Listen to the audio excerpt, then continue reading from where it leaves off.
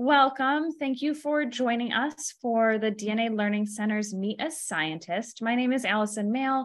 I'm an assistant director at the DNA Learning Center NYC in New York City, in downtown Brooklyn. So before we get started with our presentation today, I just want to share a couple of things that are happening at the DNA Learning Center. So I'm going to share my screen here. So we have summer camp registration open for students who are entering 6th through 12th grades. We have summer camps at our locations in downtown Brooklyn, where I work, in Sleepy Hollow at the Regeneron DNA Learning Center, as well as our original location in Cold Spring Harbor on Long Island. So you can visit our website, summercamps.dnalc.org, to look at 2023 summer camp schedules here, as well as descriptions of each of the camp. If you click on their names, or if you look here below for what grades they serve and what happens in each of the camps, they're very fun. We do have a lot of scholarships still available, especially in Brooklyn, so please also feel free to apply for those. And then the other thing that I will mention very quickly is that we do field trips at the DNA Learning Center. And although this school year is wrapping up, we do have bookings open for next school year for 2023-24. Here at dnalc.cshl.edu, you can look at our field trips page for Regeneron, Brooklyn, and Cold Spring Harbor. The bookings are open, and the Harlem DNA Lab field trip bookings for next year will open next Thursday, 1 week from today. So I encourage you to check those out and come give us a visit. So let me stop sharing this particular screen so that I can switch and make sure I'm sharing our slides. So today I'm really excited to introduce Dr. Stephanie Woods, who is a veterinarian and an associate director of veterinary services and vivarium operations in Velocigene at Regeneron Pharmaceuticals. And we're going to hear about laboratory animal medicine, bridging the humane use of laboratory animals and the advancement of science and medical knowledge, which I'm really excited to hear about. So let me just share now. Give me 1 second. Our technical difficulties. There we go. Okay, let's go back to the slides. And you can take it away. Great, thank you. You've covered my introduction, so thank you. We can go to the next slide. So today I'm going to speak about biomedical research and lab animal science, because that's the career that I work within. And so I think it's important to give a bit of an overview of those two topics first, and then I will give a little bit of a snippet slideshow of some of my contributions to the field of biomedical research and laboratory animal science over my career so far. We will have some time at the end for questions, comments, discussion. Next slide. Next slide. So I want to start us off by watching this video on YouTube. It will give us a good understanding of careers in lab animal science and also the basis of lab animal science. So we'll watch this and then we'll convene on the other side. All right, let me just make sure the audio is shared. I forgot to check that as I did it. So let me know if you can't hear this.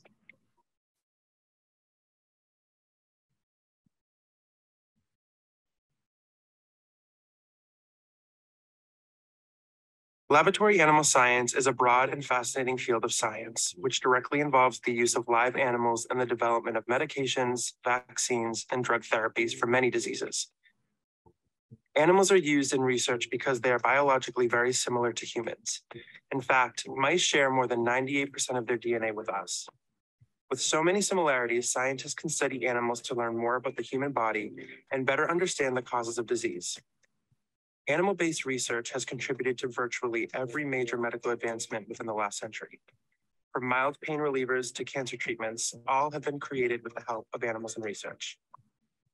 Even beyond helping humans, laboratory animal science also finds treatments and cures for diseases that affect our pets and animals in the wild. The use of animals is a privilege, and animals must be treated respectfully, carefully, and responsibly.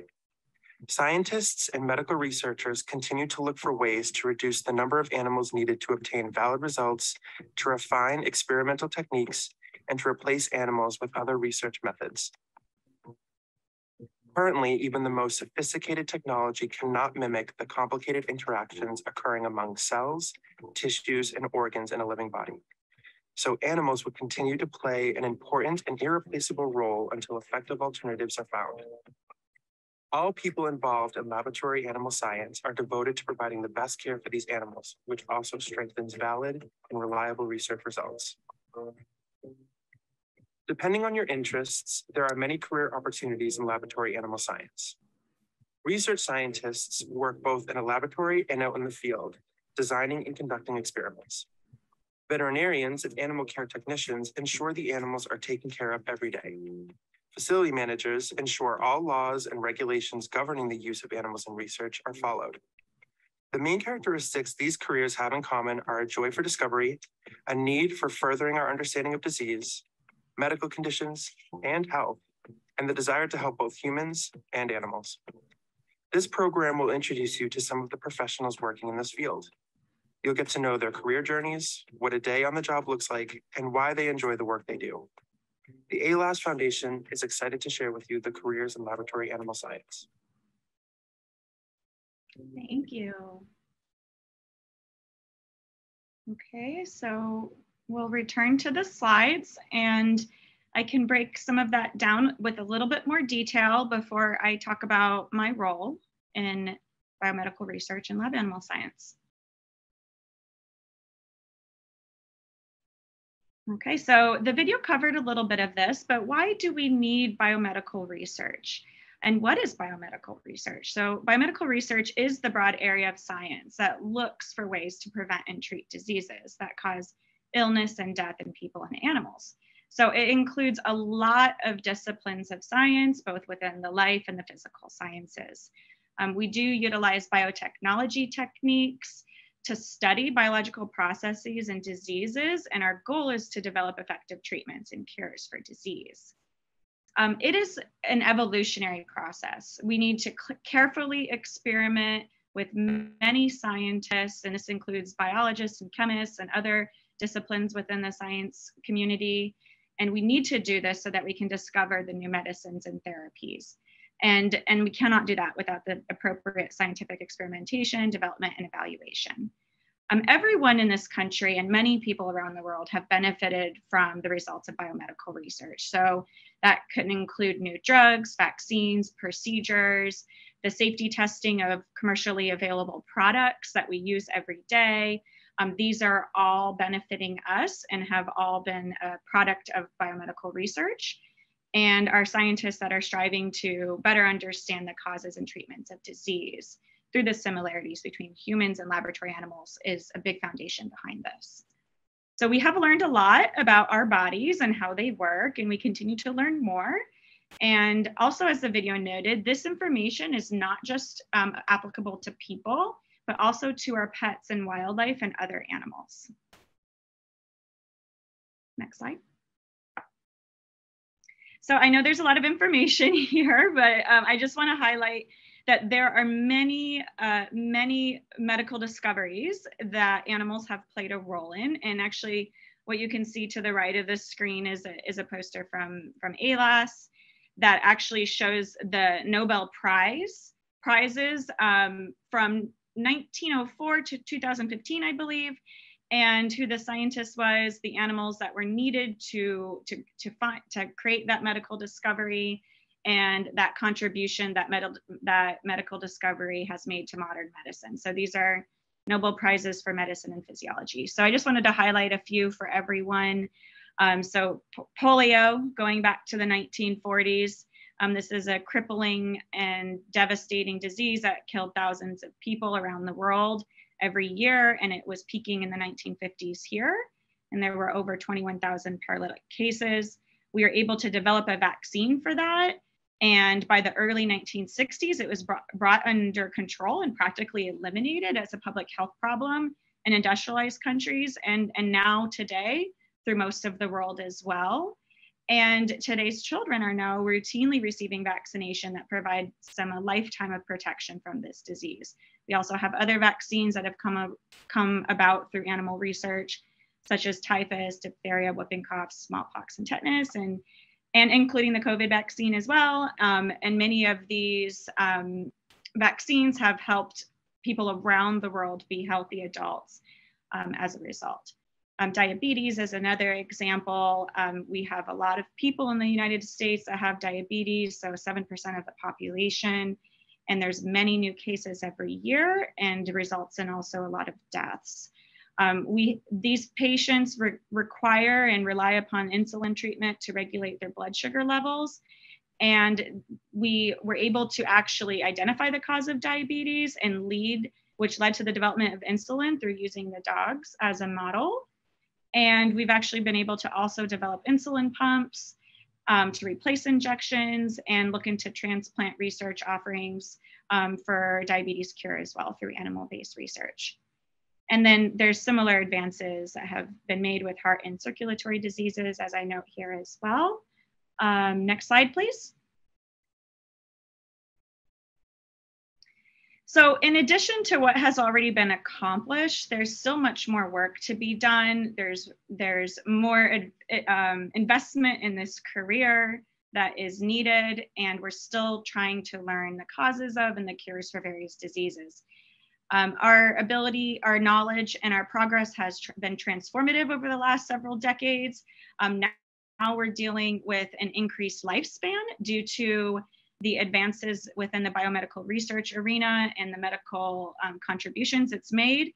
So with the increasing lifespan, we're now focusing on some diseases that develop within the elderly, such as Alzheimer's, Parkinson's, and certain types of cancer. We still have not learned as much as we need to about diseases such as AIDS. And then there's millions of people around the world that are suffering from other incurable diseases that we haven't been able to address yet, such as cystic fibrosis, multiple sclerosis, muscular dystrophy, and also genetic birth defects. I also want to highlight that animals benefit from biomedical research as well. So there's examples with our dog and cat companions that we have at home for both feline immunodeficiency virus and feline leukemia virus for our cats, as well as canine parvovirus for our dogs. It was animal-based research that has led to them having protection against these diseases so that we can better care for them and support them in our lives. Next slide. Well, why do we need animals to learn and to bring about these medical discoveries? Well, they do have organs and body systems that are similar to us and to other animals. And in many cases, they're susceptible to the same diseases that affect humans.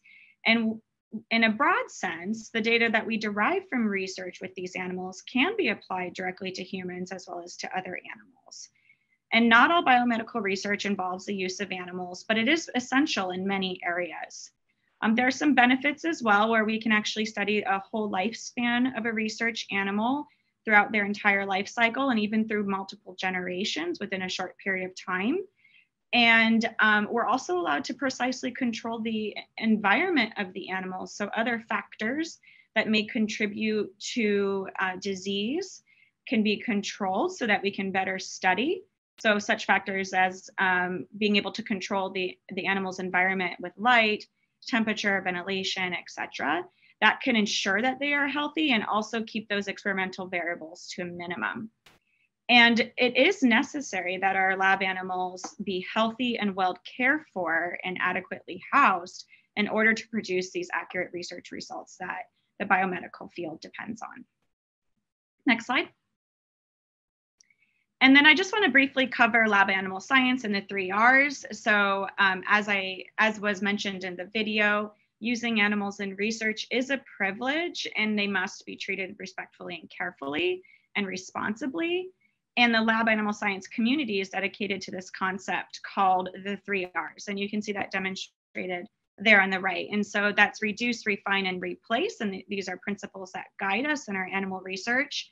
So we reduce the number of animals used whenever possible. We refine whatever we're doing to cause animals less stress. And we also replace animals whenever we're able to with other methods that can bring about information for us. So this is really, really critical for us to be able to provide humane care for our research animals while also still advancing on this acquiring scientific and medical knowledge. Next slide. And then I want to mention, as well as the video did, that there are many careers in biomedical research, as well as specifically within laboratory animal science. There's some links there on the left that you can watch some more of those videos that were mentioned in the video we watched, as well as a table here from ALAS showing the fields of biomedical research and what is available. So you can see here that it actually expands quite a number of disciplines that are critical for this, including animal behaviorists, animal care, laboratory animal technicians, the management, as was mentioned, biomedical engineers, computer scientists and programmers, medical doctors as well, nutritionists, pharmaceutical technicians, technical writers, statisticians, inspectors, and of course the veterinary community, which I'm representing today as well. And not all of these jobs require you to have advanced degrees and certification. So there is a place for anyone within this field to find a career, and also a lot of room to grow. So I want to mention that. Next slide. Okay, and there's more resources here if you'd like to learn more about this. And next slide. And here are some helpful links to learn more. And then I think in the interest of time, we will skip the next video, and I can share some of my contributions in the next few minutes. Okay. So just to give you a sense of what where I come from, as Allison mentioned, I'm a veterinarian and a scientist. I grew up in Arizona, and I found myself just loving animals and loving science. So I decided in high school that I would take that compassion and curiosity and become a vet. And I went to University of Arizona, and I got a bachelor's degree in veterinary science. And I worked in the field of veterinary medicine at that time, in a veterinary diagnostic lab, a zoo, and a vet emergency clinic. And then I went on to get my doctorate of veterinary medicine from Tufts University in Massachusetts. And it was there that I learned about the field of lab animal medicine and received a Master of Science as well. And from there, I went on to do a residency in laboratory animal medicine and a postdoctoral research fellowship in comparative medicine at MIT. And I've been working in the field since then for about 10 years as a boarded specialist in lab animal medicine in the New York City area biomedical research institutions. I've been at Regeneron for 6 years, where I take care of the animals used in research, and I support scientists and their use of animals to advance scientific and medical knowledge. And then I think my role is unique in that I ensure the humane care and responsible use of the laboratory animals by providing them veterinary care, by teaching, and by animal resource management as well. And I also work collaboratively as a scientist in technical study support, performing experimental surgery, and developing and refining animal models.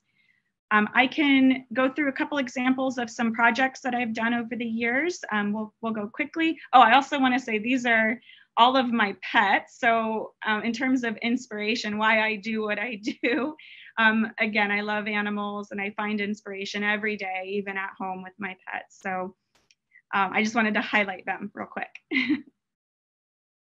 Okay, so this is just some of the research that I've done as a laboratory animal veterinarian. I worked on gallstone disease and looking at how black pigment gallstones are formed. And I did this in some germ-free mice, which was a really cool project. Next slide. We'll hit a few of these. Those are some images of the histopathology of the gallbladder and those stones under microscopy. Next slide. Another project I did was to find a non-invasive way to get body temperatures from macaques used in research. So taking a scan, a non-invasive scan from the temporal artery with a thermometer that's placed right behind the ear of macaques. And so that can help us record or monitor their body temperature non-invasively. Next slide. I've also worked with a bacterial organism called Helicobacter and worked with hamsters as well as mice in modeling how Helicobacter, what kinds of roles it plays within our body, including a link to a gastrointestinal lymphoma, a type of cancer. Next slide. And then I've worked with another type of bacteria, and it's multi-drug resistant characterization also from monkeys as well, that have these chronic implants that can sometimes develop infections. So we want to know if they have an infection, how are we going to treat it? And also ultimately, how could we prevent this? So that was a project that I worked on to help our macaques used in research. Next slide. And then another fun project that I worked on as a veterinarian was actually using a laser to zap a hole in the zona pellucida around a mouse oocyte to help in fertilization. So this is a technique to improve the rates of fertilization following vitrification. And so for IVF procedures in mice, this is something that we've been able to publish to demonstrate efficiency of this technique. And then we can skip this. And then I mentioned before that I help out with experimental surgeries. And so I just wanted to show, this isn't one of my papers here, but this was a procedure where we had to learn how to cannulate and inject through the pancreatic duct into the pancreas, a very microsurgery on a mouse that I developed for our researchers here at Regeneron, and performed this special advanced mouse surgery. So that was really cool for me as well. And then final slide for this. I also do a lot of management. So I actually opened up a mouse production facility with isolators in it, pictured here, and have specially designed that to exclude pathogens that could affect the work that we do in research. So with that, I want to stop and go to any potential questions, comments, discussion from the people on the stream.